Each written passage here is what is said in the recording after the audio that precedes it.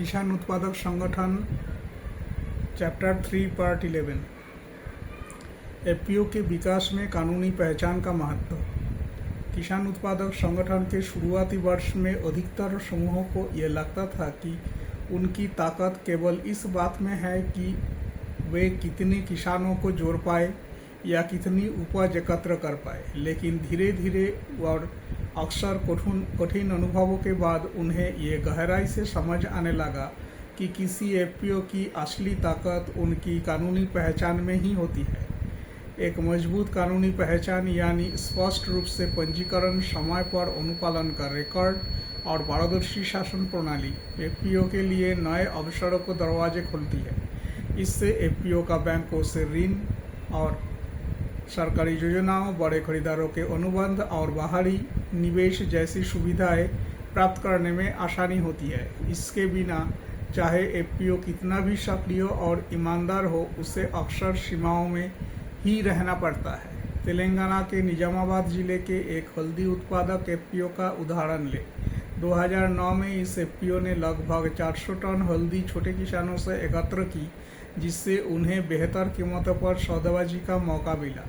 लेकिन चूंकि उनके पंजीकरण का कागजात का नवीनीकरण समय पर नहीं हुआ था और 2 साल से खातों का ऑडिट भी नहीं हुआ था, तो एक निजी खरीदार द्वारा प्रस्तावित बड़े निर्यात अनुबंध के लिए आवेदन नहीं कर सके। गुणवत्ता और कीमत दोनों अच्छे होने के बावजूद वे मौका खो गया।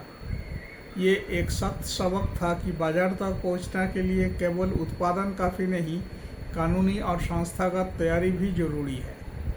इससे उलट महाराष्ट्र के नासिक जिले का एक अंगूर उत्पादक एफपीओ, जिसने लगातार 4 वर्ष तक आरओसी में रिटर्न फाइल किए, एजीएम्स आयोजित किए और समय पर ऑडिट करवाया, उससे 2011 में एक सरकारी बैंक से 1 करोड़ का कार्यशील पूंजी ऋण प्राप्त हुआ। इस पूंजी से उन्होंने प्रीकूलिंग और पैकेजिंग केंद्रों में निवेश किया, जिससे अगले 3 वर्षों में उनका निर्यात बिक्री 70% बढ़ गया। कानूनी पहचान की ये महत्व केवल बाजार या बैंक तक सीमित नहीं थी, इससे सरकारी योजनाओं तक को भी आसानी से पहुंच बनती थी। जिन एफपीओ का अनुपालन रिकॉर्ड साफ सुथरा होना था, वे एसएफएसी की equity guarantee scheme, credit guarantee scheme और राज्य सरकार की योजनाओं का आसानी से लाभ उठा पाते थे। वही जिन एफपीओ का अनुपालन अधूरा था, उन्हें काली सूची में डाल दिया जाता था या लंबी सुधार प्रक्रिया से गुजरना पड़ता था। ये सक्रिय कानूनी पहचान केवल सरकारी नियम की पूर्ति नहीं करती, बल्कि संगठन के भीतर भी विश्वास और पारदर्शिता लाती है। नियमित एजीएम, समय पर ऑडिट रिपोर्ट और प्रकाशित वार्षिक लेखा के सदस्यों से ये भरोसा मिलता है कि उनका संगठन सही और निष्पक्ष ढंग से चल रहा है। इससे ये एहसास भी मजबूत होता है कि एफपीओ कोई ढीला ढाला किसान समूह नहीं, बल्कि एक औपचारिक व्यावसायिक संस्था है जो नियमों और अधिकारों और जिम्मेदारियों को तहत काम करते हैं। जैसे जैसे भारत का एफपीओ आंदोलन आगे बढ़ा, नीति निर्माताओं और संगठन को ये समझ में आने लगा कि एफपीओ से समर्थन देना उनके व्यापार को बढ़ावा देना नहीं है, बल्कि उनके संस्थागत स्वास्थ्य को भी मजबूत बनाना है। इसलिए प्रशिक्षण कार्यक्रम में अनुपालन प्रबंधन, कंपनी कानून की बुनियादी जानकारी और कानूनी दस्तावेज तैयार करने का प्रक्रिया को भी शामिल किया गया।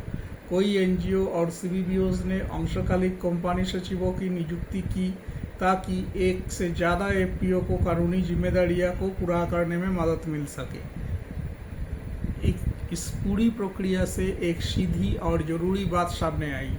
उत्पादन किसानों को बाजार तक लाता है, लेकिन कानूनी पहचान किसानों को अवसर तक पहुंचाती है। इस पहलू को समझना और इसमें निवेश करना भारत में एफपीओ को मजबूत करने के लिए और टिकाऊ बनाने के दिशा में सबसे अहम कदमों में से एक बन गया। धन्यवाद।